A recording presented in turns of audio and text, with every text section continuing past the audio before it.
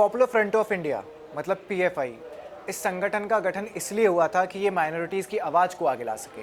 पर आजकल के समय में ये संगठन केवल आतंकवादियों की आवाज़ को सामने लेकर आ रहा है। बात चाहे रियाज की कर लें या फिर गौस मोहम्मद की कर लें, इन आतंकवादियों का सीधा सीधा कनेक्शन है पीएफआई से। कन्हैया लाल की हत्या होती है उदयपुर में, लिंक सामने आता है पीएफआई का। कर्नाटक में प्रवीण की हत्या होती है, लिंक सामने आता है पीएफआई का। असम में 12 अलकायदा के आतंकवादी गिरफ्तार किए जाते हैं तो सीधा सीधा लिंक निकलता है पीएफआई से।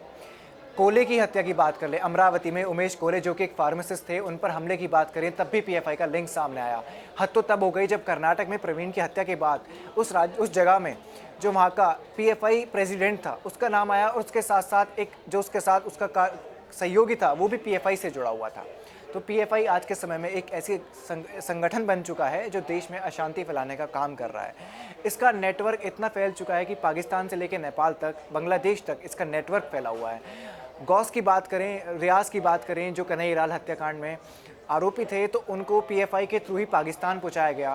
दावत इस्लामिया से पीएफआई के टर्म्स थे, कनेक्शन था, उनके अंडर में ट्रेनिंग दिलाई गई, वापस आए और उन्होंने कन्हैया लाल हत्या को अंजाम दिया। उसके बाद ऐसा ही उमेश कोले वाले हत्या में हुआ, ऐसा ही कर्नाटक में हुआ, और ये सेम चीज़ देखने को मिली थी असम में।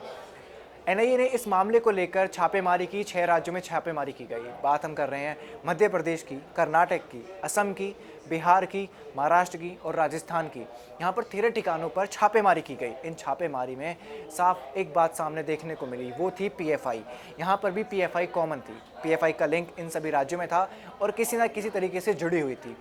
पीएफआई एक संगठन है जो कि एसडीपीआई से भी जुड़ा हुआ है। साल 2006 में पीएफआई का गठन किया गया था। एसडीपीआई इसकी पॉलिटिकल ब्रांच है जो कि चुनाव वगैरह इन सब में ध्यान देती है। हालांकि दोनों अपने आप को अलग अलग बताए जाते हैं, पर एनआईए ने जब इस मामले में जांच की तो पीएफआई के जो लोगों को भर्ती करने वाले फॉर्म्स होते हैं वो एसडीपीआई के दफ्तर से मिले, जिसके बाद कहीं ना कहीं एक सोची समझी साजिश और एक प्लान्ड एजेंडा सा महसूस होता है कि पीएफआई ये जानबूझकर कर रही है। इसको लेकर अजीत डोवाल ने एक चीज़ कही। अजीत डोवाल ने कहा कि हमें देश में पीएफआई जैसे संगठनों को बैन कर देना चाहिए, क्योंकि ये काम करते हैं आतंकियों को पनाह देने का और देश में अशांति फैलाने का।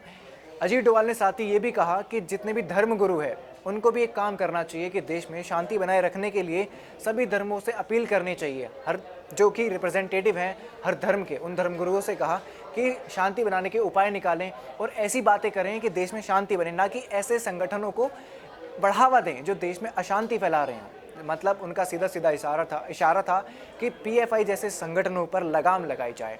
नमस्ते, मैं शशांक त्यागी और आप देख रहे हैं इंडिया न्यूज़। कमेंट्स कर अपनी राय ज़रूर दें।